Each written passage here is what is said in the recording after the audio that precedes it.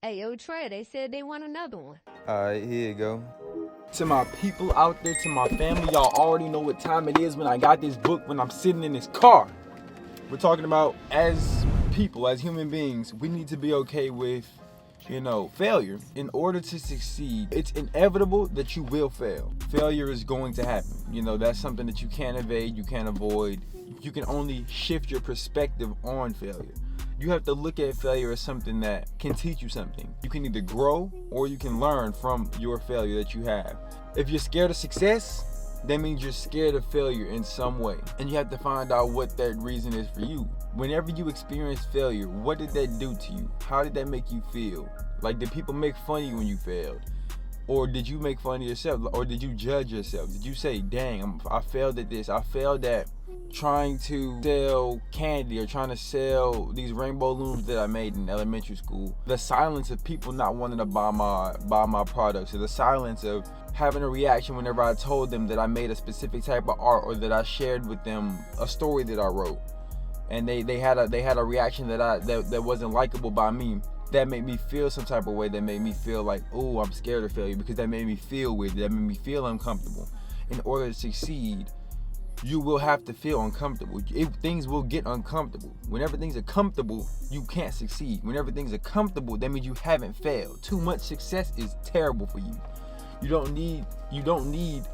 No successful person has only had success. If you only had success, that means you're not growing. You can only grow from failure because you learn from that. Those are the moments where your brain goes, wait, something didn't work.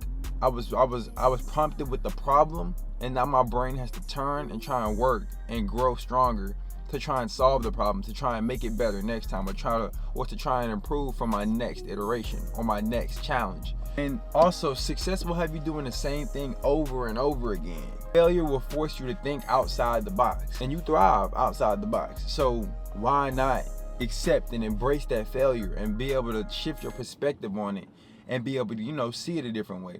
But it's not always easy to do. It may take you some time to cope with that, and to be able to understand that failure is good for you, because society will prompt it in a way that makes it feel like failure is just terrible, but you need it. Like, you need failure. And all artists have navigated silence, having no response whenever you share your art, having no comments in the comment section whenever you post your art on social media. All creatives have felt unseen, but you gotta just understand that you're not alone. Like, I can even show y'all, I've experienced that too. Like, I've posted art and haven't got that many. Like, look, I only have 50 followers on my art page. Like, I just posted some art this morning, and it's only at 4 likes and no comments. You know what I'm saying? Like, this is real. Like, I'm like, this is the stuff that I'm going through right now. And like, this sets you up for being able to cope with the success, because you'll appreciate it more. But not only that, you'll be able to have a perspective of, what you done went through to get to where you at, that then helps you be able to navigate that success better, or be able to, like, not get too big-headed, and you more level-headed, and you have, you got more of a positive perspective on it, because you took something with a negative connotation like failure and turned it into something positive for yourself. So when you have success, people will look up to you about how you speak on what you've been through, and how you speak about how others can get to where you've been as well. So that's really what this segment has been about. But I'm almost done with the book, y'all. Look, this is all I got left. So, I mean, it's been great so far, and I love reading books like these. Like, I tell y'all all the time. Well, I don't tell y'all all the time, but I've been telling people around me that I love reading these self-help books. So if y'all have other ones that, like, y'all think would be, like, good for me to read, let me know, because, like, I love this type of stuff that, like, I can use in my life and, like, build on. So yeah, that's something great that I'm glad that I picked up on, was reading and getting more into this. And my first one I ever started reading was the Poor Dad Rich Dad by Robert Kiyosaki. Gotta go to work soon, so I'll catch y'all wherever else I'm at. I don't know what else I gotta do today. Well, I do know, but y'all gonna see. We outside painting. Right now I'm doing another piece. This is what, day 3? I mean, working with these pastels, I really like them a lot. It's so funny to watch you just pause your video and just want to watch. But yeah, I kind of like coming out and painting outside and stuff like that, just because it's relaxing, it's calming. So I think I'm gonna do this a lot more. I hadn't done it in the past, but oh my goodness, I'm gonna have to start muting myself whenever I record a YouTube video now. No, it's not that cold yet. I mean, it's gonna get cold, but by then I probably won't be out here no more. Nah, yeah, it's not. I want to say it's like around like 50s, 60s. It's not like super cold yet.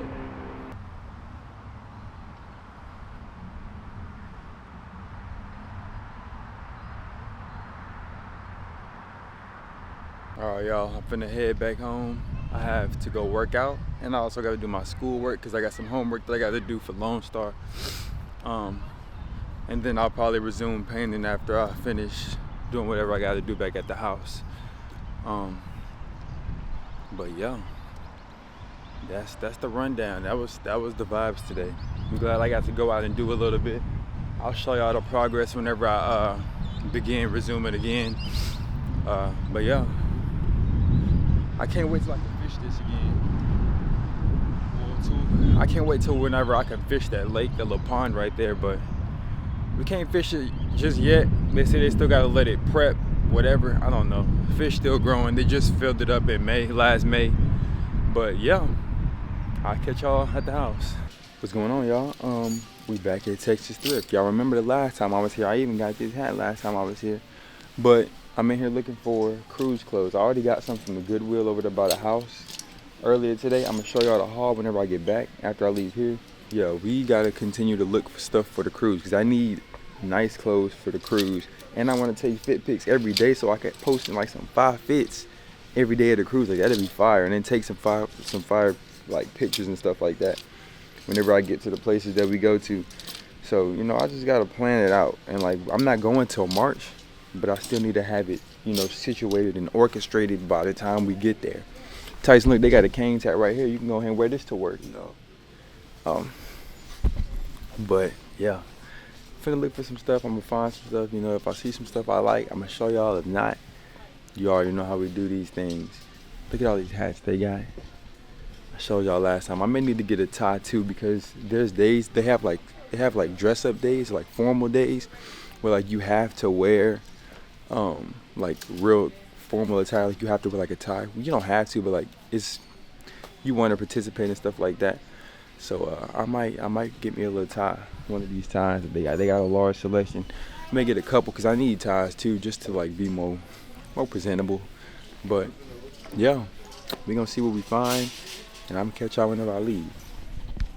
Gonna get something to eat. Gonna get them little multi-grain grilled chicken. Last time they didn't have tuna at the last one that I went to the other day, but they be having the freshest ingredients, y'all. Ingredients stay fresh, like. Always got to come here and get them the sandwiches. Sometimes I be tired of eating sandwiches at work, and I be wanting to try something different. Like you be tired of that Cane's food, huh? Oh yeah, true. Never mind. But yeah.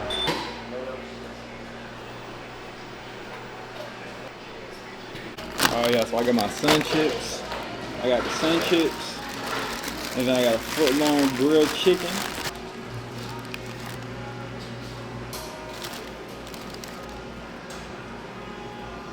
I just want to impress them. Today I got to work out, do a little bit of homework, paint, read. That's about it. Yeah, that's about it. But I'm gonna show y'all what I got from the thrift store when I get back to the house though.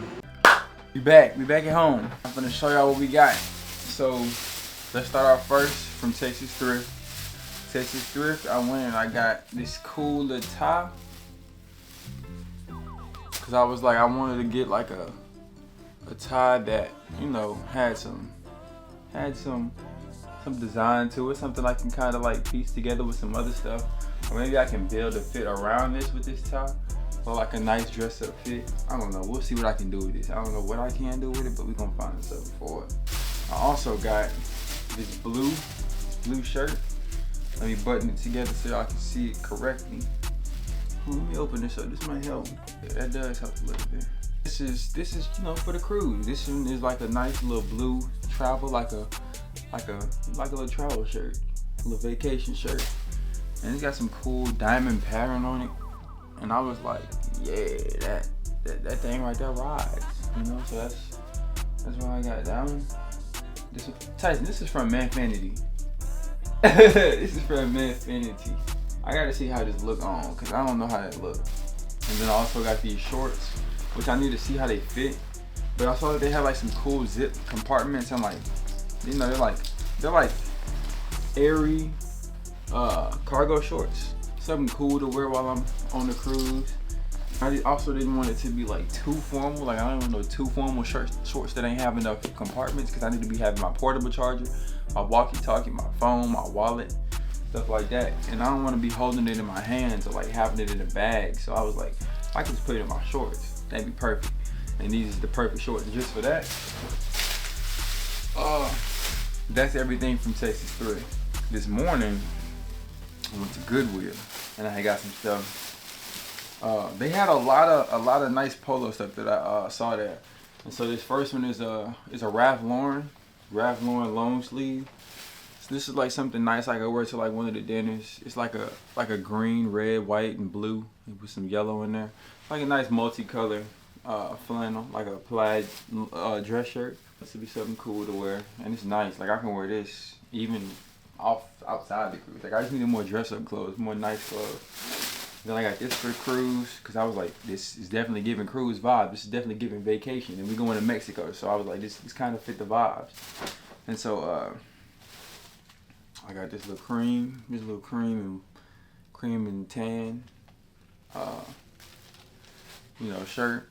And then I also got this, I don't know what I would call this color, like a salmon, like this salmon polo Ralph Lauren shirt. Nice little polo. Got a little wrinkles in there, but I'm gonna wash it anyways. I'm gonna wash all these clothes. But nice little shirt. And then I got this Oxford University shirt. I mean, it ain't mean nothing to me. I just was like, it looked like a cool little shirt to get. So I got this. Just because it was like cool. Like it could be like a underpiece to like a layered fit. So I was like, yeah, let me get that. Yeah, that's really pretty much all I got. Then we went to Subway, had that food y'all saw. Now I need to do a little bit of homework, read a little bit. I'm gonna work out today. I'm gonna paint something today. I don't know what I'm gonna paint. I need to edit some YouTube videos too. That's the little haul. I'm not gonna try them on today. I'd be lying if I said that I'm gonna try them on and show y'all the next clip of me trying them on. I'm not gonna do that because I still have to wash these. I ain't gonna put them dirty clothes on me. But catch y'all later. What's up, y'all? We back at the park. To the donut shop. Got me 6 donut holes and a breakfast taco, bacon, egg, and cheese, and potato. We're just gonna be creating some art today. I got up this morning, got ready for the day. I finished my book. I finished We Need Your Art. In the final conclusions, I'm gonna give y'all a brief summary. She talked about success. She talked about how we should be measuring our success. Also, asking yourself questions like, how do I define success? Do I celebrate myself through success? She talked about celebrations, and as artists, since the majority of our work is done solo, pull one friend aside and say, hey, would you mind popping the champagne bottle and like celebrating me because I accomplished this? You know, I got through this. I was battling procrastination or artist block, and I got through it. And I want you to celebrate this with me, because it's those things, those little minor dopamine hits that keep us going, that keep us, you know, motivated to want to continue whenever we feel like accomplished, and it brings us happiness and joy to want to continue to create. That can be hard to do, especially when you feel that you're alone. You feel like there's no one really appreciating it with you. So just having that person, I don't know who that person may be for you, but just finding that person that can do that for you. And that really all you need to do is trust your process, trust that, you know, you will get to where you want to get to, trust that your way works, trust that you will eventually find your audience, stuff like that. All you gotta do is put one foot in front of the other and keep showing up every single day. Also, whenever you meet new people, whenever you meet people in public or you go to these networking events, maybe you're just at work, whenever you're having conversations with people in your daily commute, talk about your art. You know, tell them that you're an artist. Tell them, you know, that you're really passionate about this thing, or you're working on this project that's been taking a long time, and your experience throughout that. Because these people, they don't live that life. They don't see that every day. They don't hear about that every day. So what you do is unique. What you do is like beautiful. What you do is like amazing. So just keep doing it. Which is why this book has pushed me to, like, not push me, it shifted my perspective to open my eyes to understand that I need to be doing more, because I have the ability to. I have to be grateful that I have the opportunity to be able to come out to this beautiful spot and be able to paint, that I even was able to afford the art supplies that I have. Appreciated enough by my family for them to get me all of these art supplies for Christmas. I need to take charge. I need to claim what's mine. I need to be all in with it. That's really where we at. That was really the conclusion to the book. Talked about success, talked about channeling your inner artist, stuff like that. But I know I only talk about art on here, but it applies to everything else too. Like, it applies to what you do too, behind the camera, behind that screen. It talks to you. So don't think just because I talk about all this art that I'm only thinking about artists. No. That's just what I can talk about that helps me be able to get a point across to y'all, because it's something that I do every day. I'm about to find something to do in my, stuff. I'm just gonna crank. We're gonna crank it out.